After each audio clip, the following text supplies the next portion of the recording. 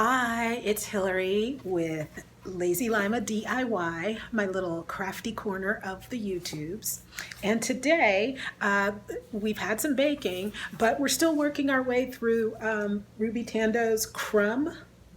She was a contestant on, I think, our fourth or fifth series of British Bake Off. And I've decided, I've made the milk bread, and that's an earlier video. And today we're making the honey madeleines, which seem to be real simple. I have a Madeleine pan. I've never used it, and I love Madeleines. Why have I never used the Madeleine pan? This has 6 ingredients: AP flour, superfine sugar, baking powder, eggs, and honey, and browned butter. I am going to try very, very hard to follow this recipe exactly.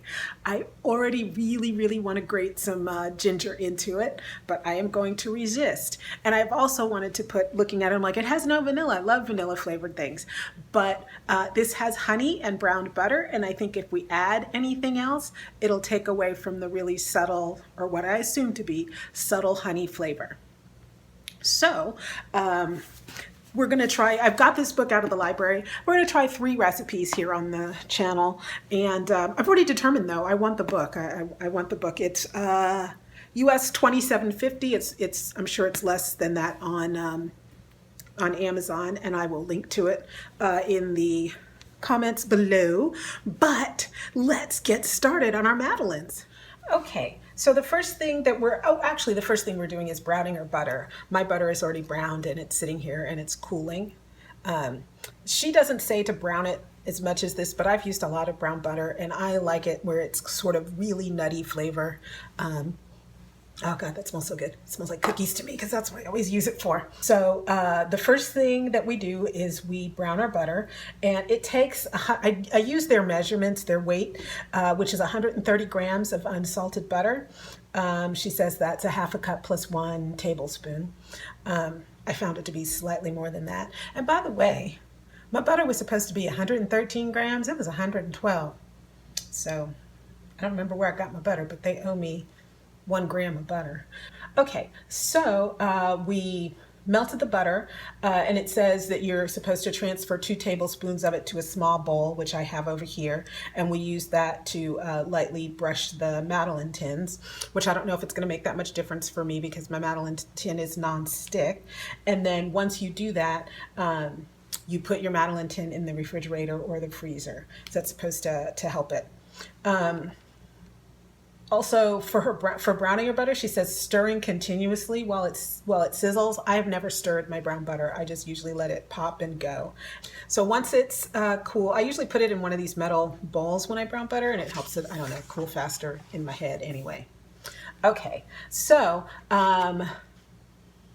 we are combining the sugar, honey, and eggs in a bowl. So I have, and what it says here is it says superfine sugar, and I have here, which I get from Amazon, castor sugar, and it's India Tree Gourmet Spices and Specialties. I will also link to that in the comments below. So I have 75 grams of superfine sugar.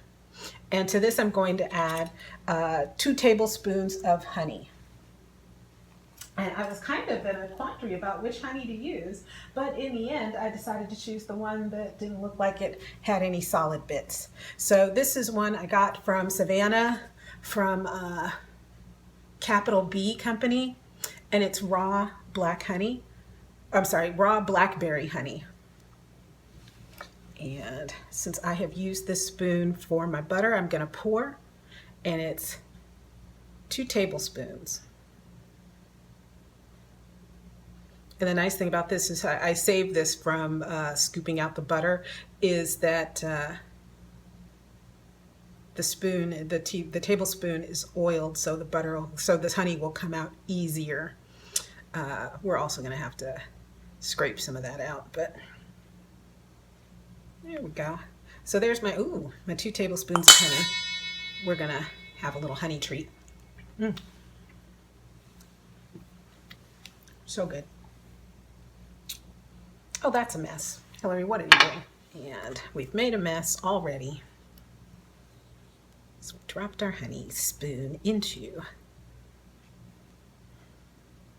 So I want to make sure I get all the honey that's supposed to be in the dish in the dish. Okay. The sugar, the honey, and the eggs. And my eggs have nicely come to room temperature. I did help them along with sitting them in a little hot water.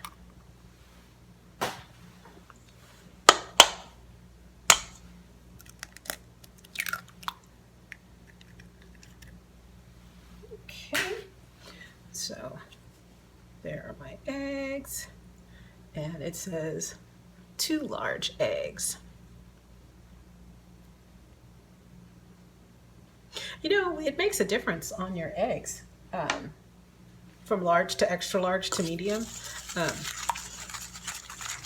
When I was a kid and I used to bake, I always used to wonder why I never came out with the amount of cookies. You know, if it said, you know, makes 4 dozen, I would go ahead and make the dough and I would end up with 3 dozen. I'd be really like figuring, what did I do wrong? I measured everything, I put everything in there. And the only thing I can think of is, you know, in retrospect, is I was using the wrong size eggs. So it says that we want to mix this for a minute or so until foamy.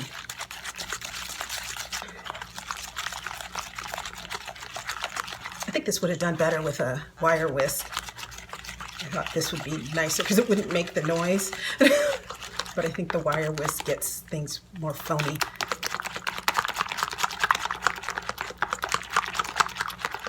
I'm going to assume I want a little air in there, so we're just going to... Is that foamy?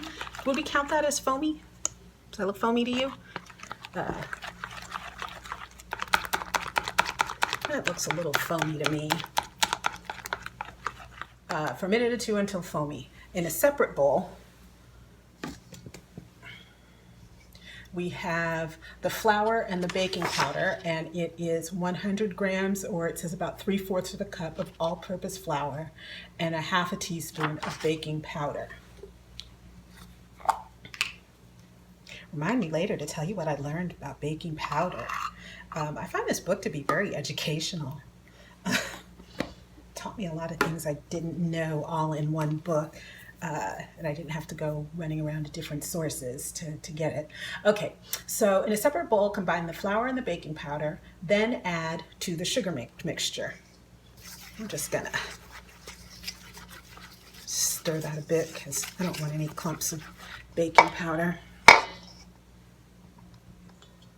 So add in and then add to the sugar mixture. It doesn't say to mix that up, but I'm gonna, because I just think adding the full, it says, the instructions say specifically add the flour and baking powder mixture to the sugar. And I really think you need to fold that because the next instruction is fold in the slightly cooled brown butter. So I just want to, I don't want it to be all clumpy. So, plus you have to fold it in. So I think you want to mix that up so you don't end up with any flour lumps. One thing that I was noticing, it says in the book, which I found very helpful, like I said, this is a very helpful book, is that when you do brown butter, you are burning away the water content of the butter.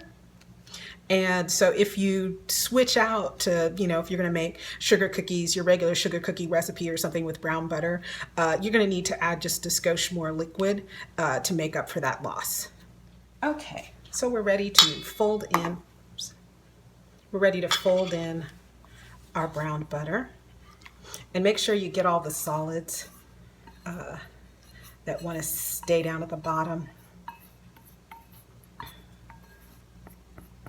And there's no salt, no nothing in this. There's no vanilla. Just it's flavored with honey and brown butter and love. And people always talk about on TV, you know, they sort of like, oh no, this is made with love. Your food really does need to be made with love. It isn't. If it isn't, it's sort of like you get that story from, what was that book? Like Water for Chocolate. Okay, I was stirring and not folding because I was talking. Well, maybe you didn't want to mix this because now it's just a big oil fest. Maybe I was wrong.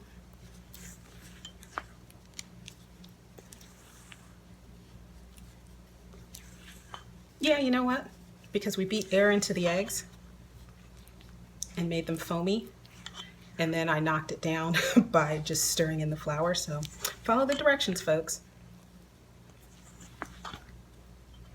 The thing I learned about the baking powder versus baking soda, which is also really helpful, is that baking powder, the two act as leavening agents to help your cakes and whatever rise. Baking powder generally works in whatever situation. Baking soda, however, does not work warm. Once it's warm and manipulated, its rising effect will start to disseminate. So I'm being very gentle with my batter here, and we're just folding that in until I can't see any oil here. I'm just going to keep folding until I can't see that. And the little brown bits, that's our brown butter. That's our flavor. If I was Guy Fieri, I'd be like, that's our bust of Flavor Town. Yeah, whatever. Okay, so we're going to get our pan from the refrigerator, and we're going to fill each shell no more than 3/4 full. So here's our Madeleine pan, and you can kind of see the butter has gone solid in there. Who makes this? Oh, this is a Martha Stewart pan. We're just gonna drop that. I always have trouble when they say like 3/4 full. I was like,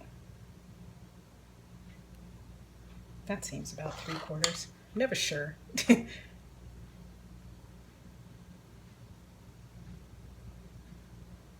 you want to be a real expert, I guess you could get out your scoop and do this.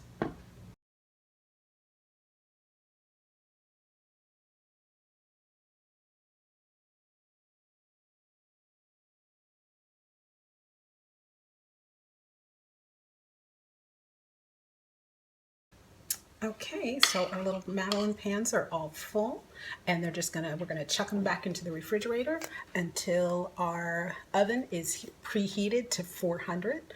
She says place the filled pan in the fridge for 20 minutes while you preheat the oven. So, okay, so our oven is preheated, and our Madeleines have been nicely refrigerated for 20 minutes as prescribed, and so they're going into the oven for 8 to 9 minutes. Oh, we've got beautiful Madeleines. They are actually probably a little burnt. Oh my gosh, those are lovely. Let's see. They're a little brown. We're just going to pop these out onto a tray. So let's take a look at our Madeleines. Got that nice little hump there. Which one do you think is the least appealing looking? I think they are burnt because I think the butter is a little burnt. I think the butter burned first, but I like that they're nice and risen, and they are done on the inside. So let's, oh, that is really good. That is really delicate.